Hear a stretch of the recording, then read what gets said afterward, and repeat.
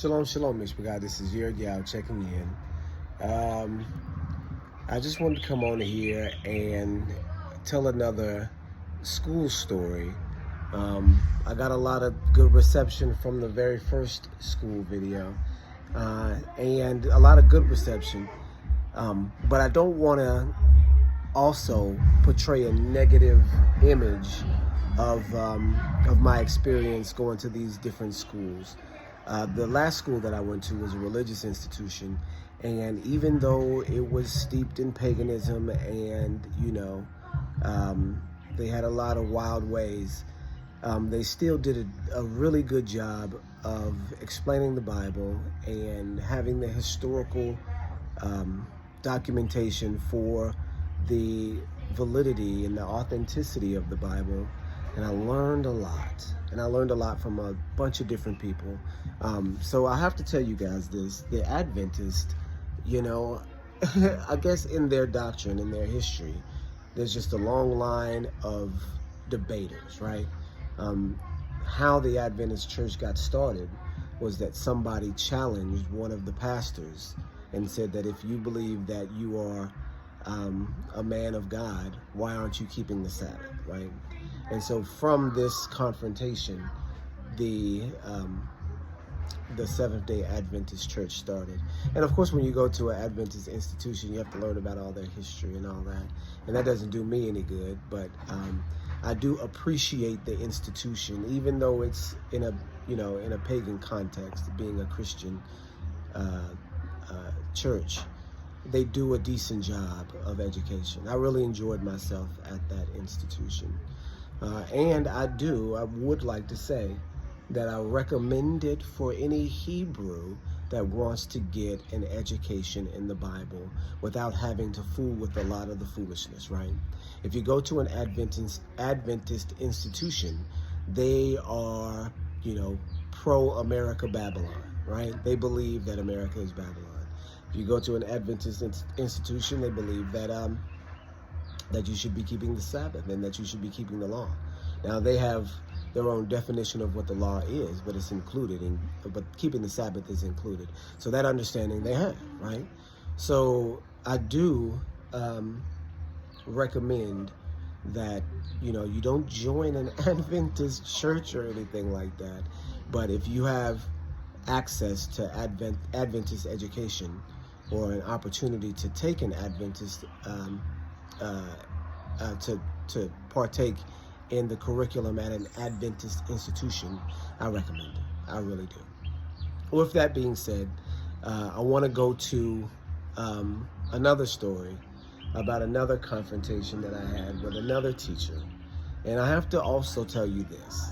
They do enjoy the spirit of debate in Adventist institutions. I actually went, when I was before I went to college, before I did any schooling in religion, a buddy of mine, when I was coming into the truth, had invited me to an Adventist meeting. That, a lot of the stuff that I was coming to before I fully understood who I was and, what I needed to be doing, when I was still searching, I went a bunch of different avenues, and Adventism was one of the avenues that I considered, right? Because they had a lot of information. You have to forgive me, my face right here.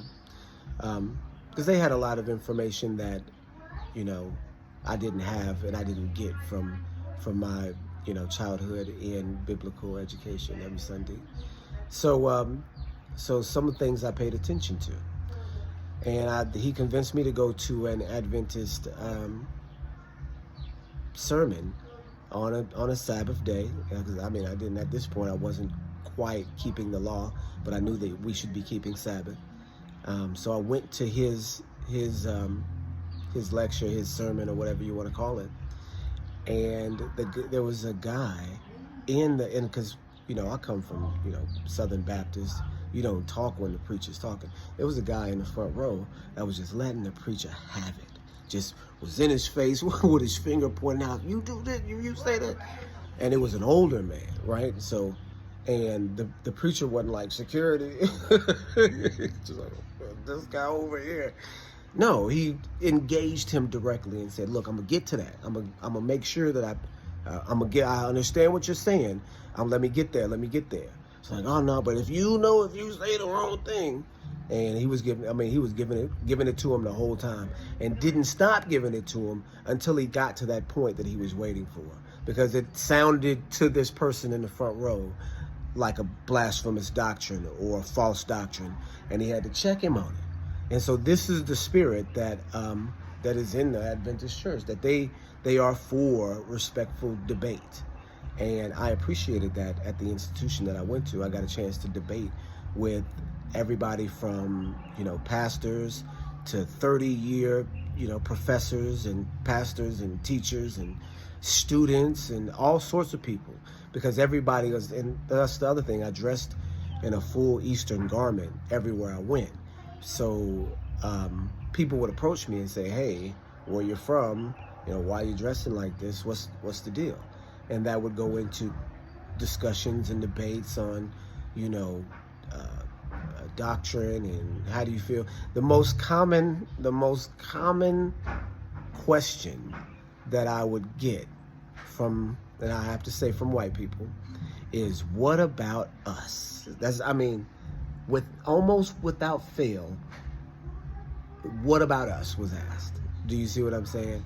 And the answer is, if you cleave to the covenant and you understand who the people are, and you cleave to the people as well as to the commandment and to Yah and to Yahusha, then you're part of the family.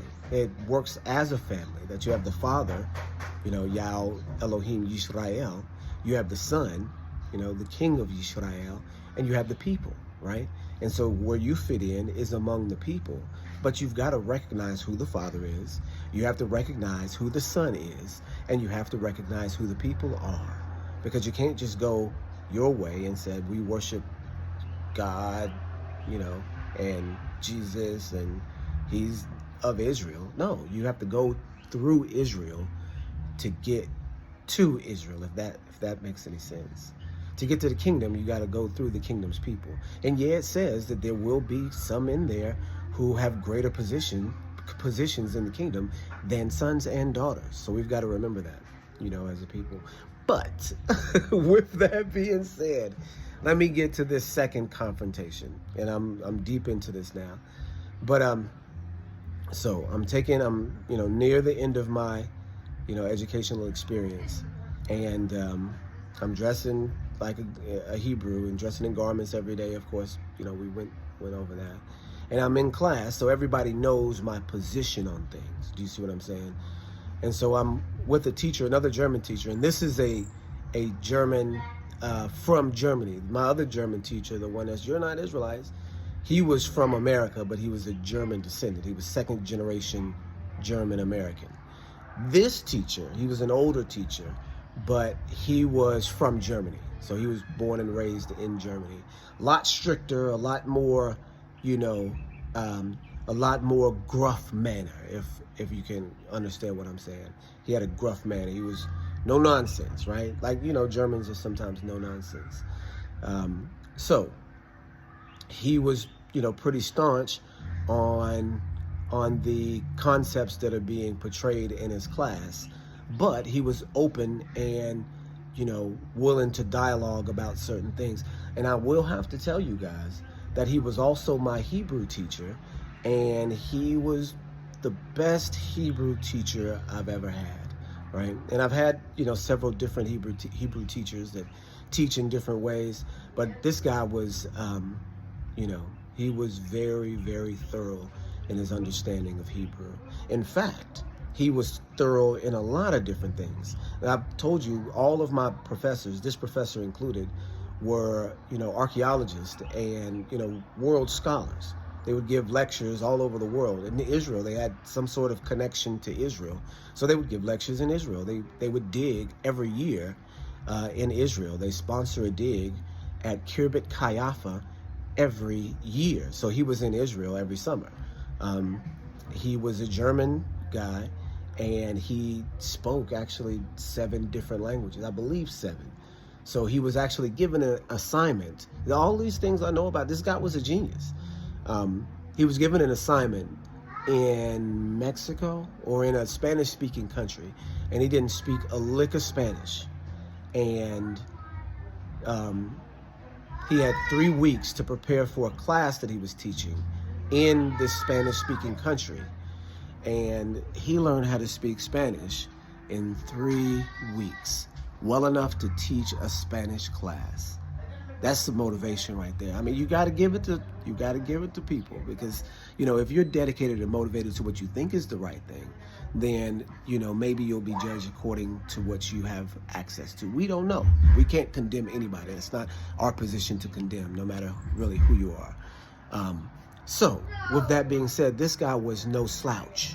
He was at the top of his game, you know, and was a brilliant teacher and taught me a lot. But we get to Acts chapter 7, and we're going, and this is the class that this is Old Testament 2, I believe. I'd already taken Old Testament 1 with him, great class, and then I was taking Old Testament 2, and I was also taking Hebrew from him as well. And so we get to Acts chapter 7, and we butt heads in Acts chapter 7, because he goes through the entire process of Stephen in front of the council. And at the end of Stephen's, you know, pronouncement is what he called it. Of course, the members of the council stone him, and of course Paul is standing there consenting. And so what the question he asked to the class was, why do you think that the council members became so angry when he finished his pronouncement? And people said different things, or because he proclaimed the Messiah, because he not condemned, but admonished the council publicly, different things, right? But what he said was, and this was the part that I had serious problems with, and you'll see why. What he said was that Stephen was pronouncing an official covenant dissolution to the children of Israel. Listen. But I mean, that's not what I did, actually. I didn't raise my hand. And so what I actually said, and this is what got me in trouble, I said, that's ridiculous. And he stopped everything. He looked at me and said, let's stop and pray. And he was, you know, deadly serious. This guy was a gruff guy. He looked at me like this and said, let's stop and pray. And so he prayed over what I had just spoken. And once they got out of prayer, because of course, if you're praying in the name of Jesus, I can't pray with you in the name of Jesus. I sat quietly while they prayed. And then he looked at me and said, do not ridiculize this classroom. And this is English is not his first language, so he's using the word ridiculize that he's using ridiculous as a verb. I've never even heard anybody use ridiculous as a verb. He looks at me and said, do not ridiculize this classroom. And I didn't necessarily back down from what he was saying. I said, this is exactly what I said. I said, Jeremiah chapter 31. If the stars lose their course, if the sun in the heavens ceases to circuit, then shall I throw away my children of Israel, or cease from having Jacob be a people before me. And he looks back at me and said, Jeremiah chapter 18, if they hear my voice, I will call my children back. And I could have quoted Jeremiah 33. I could have quoted in the book of Romans, where it says the calling and the gift of Elohim is without repentance.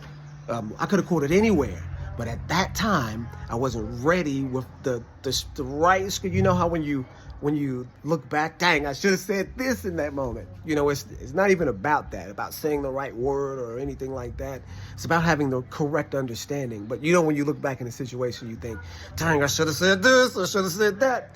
I didn't have anything to counter with that Jeremiah chapter 18 verse because I felt like the 31 superseded it. And he goes into, me doing my due diligence after the fact, he says it again in 33. If the sun stops shining, the moon forgets his ordinances, then will Jacob not be a people before my face. He says it twice within 2 chapters. It means it's a serious thing. It means you're never going to not have the children of Israel as a people before him, no matter if they're cut off or anything else.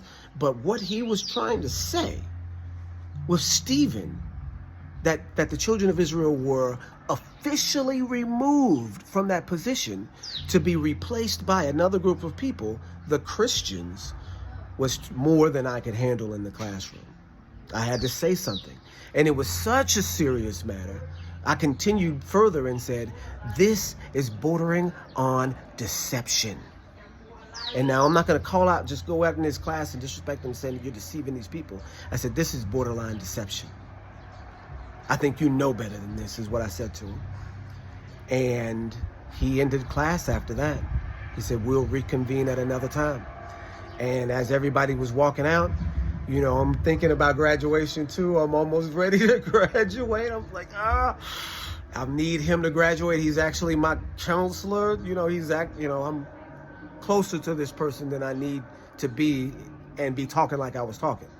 So I come to him after class as everybody was leaving. And I said, professor, doctor, because he's, a doctor, a doctor of, I don't know, but a doctor. They call him doctor. I apologize for the outburst in class. Can we sit down and kind of talk this out, that we can, come to an even keel and we don't have to be, any type of way with one another? He turns to look at me and says, no. and leaves. So he's upset. You see what I'm saying? His doctrine had been challenged in a serious way in the classroom, and he's this German guy. He's got this gruff manner, and he did not appreciate it. But clearly what he was saying was false, and what I was saying was true. And the real problem, the real underlying issue there is, who does the covenant belong to? Does it belong to me, or does it belong to you? That was the question. That was the inference, and that was the actual battle that was going on in the class. Whose covenant is this?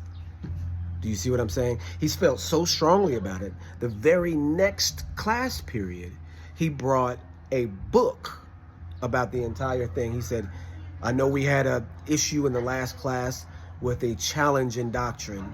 If anybody is confused about this doctrine, here's this book. And it's this big, thick book concerning my professed belief in this particular interpretation of Acts chapter 7. That is a covenant dissolution in the style of Hittite. Don't let me forget that he said this was a Hittite style covenant dissolution. And since it was from the ancient Near East, that style of covenant dissolution must have also been applicable for Israel, which is completely ridiculous. You guys know that Israel is not using the Hittite form for covenant dissolution to dissolve the covenant of the people. Romans chapter 11, Elohim has not cast away his people which he foreknew. Do you see what I'm saying? So we know better than that. But this was his attempt, or this was the way that he got out of his doctrine being, just blatantly false, by having this stack of academics, or, in the form of a book, to combat the only verse I said, which is Jeremiah 31, right? And so the real issue there, like I just said, was, who does the covenant belong to? And the challenge was to this professor to, in the minds of the students in the class, solidify that the covenant was theirs, right? Even though the scripture said otherwise. That was the battle there. And another funny story about him, after that, this is the end of my, experience. So I'm getting ready to graduate. So I'm taking classes that don't necessarily have anything to do with graduation, but classes that I need to fill up my schedule. So I'm taking a wellness class, and it has us getting up early, and having a Fitbit watch, counting calories, and getting in shape. Right. This is the end of my college experience, and I have to also tell you that I'm older. I'm 33 in college, and so this is the end of the experience, and I'm getting everything together to be able to get ready to graduate. And I'm jogging in the morning, counting calories. And since I'm ex-military, I can jog, I can, do my thing. So this professor comes up, and, we're cordial, even though, we've got this, halfway beef. Professor, student, he says my name.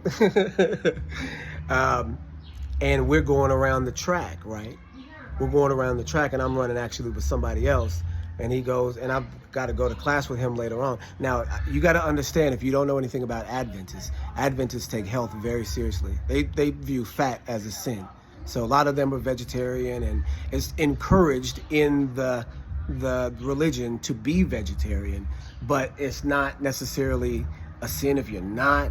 But they look down on you if you're not exercising. They look down on you if you're overweight, and they view your level of gluttony by the amount of fat that you have on your body. So they're saying that this, and this is not outwardly spoken, but it's, inferred. And there may be some truth to it too, because, being healthy and being, in proper shape is something that you should be religious about. And I think that, the scriptures do back that up, but not necessarily in the type of way that they are doing, but I don't necessarily see anything wrong with it. So with that being said, the older professor, who's older than me, he's a decade or more older than I am, and he's just an older guy. He's in his jogging suit, and he's jogging. He comes up next to me, and he looks over at me. Student. I look over at him. I'm jogging too. I'm in my jogging clothes too. The professor. And then when he gets to going a little bit faster, I get to going a little bit faster too. He's doing it because he's jogging like this. He's doing his shoulders, and I'm doing my shoulders. I'm trying, he start going faster. By this time he's at a full sprint going around the track, and I'm at a full sprint with him. But I'm not looking at health religiously in the same way that he is. So he starts to burn me. So he just speeds on past me like this. Shoo! And I say, oh man, he got me. He got me out here on this track. And he takes off around the track one more time and laps me just to put insult to injury. And then he takes off up the hill and says, see you in class. Takes off up the hill, just jogging. And I'm, all right, professor, next time. So it just goes to show you that even with a doctrine that is, blatantly replacement theology and blatantly incorrect, you can have other parts of your spiritual walk, your spiritual life in tune. So you can't just count everybody out.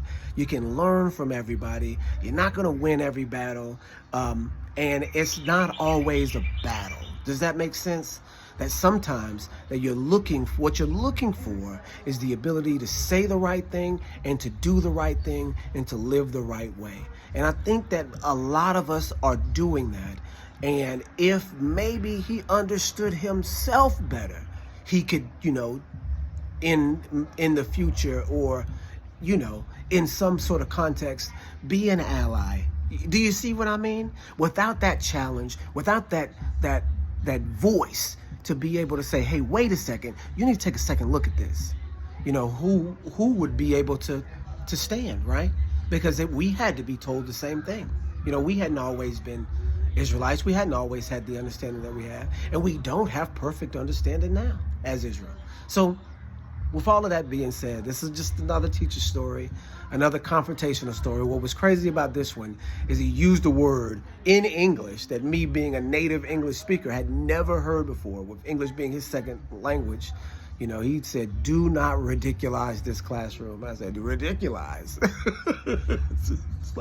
it's like once you've been ridiculized, you can't go back. It's like baptized. You ridiculize the classroom. Anyway. Shalom, shalom, y'all. That's teacher story number 3. Shalom, shalom.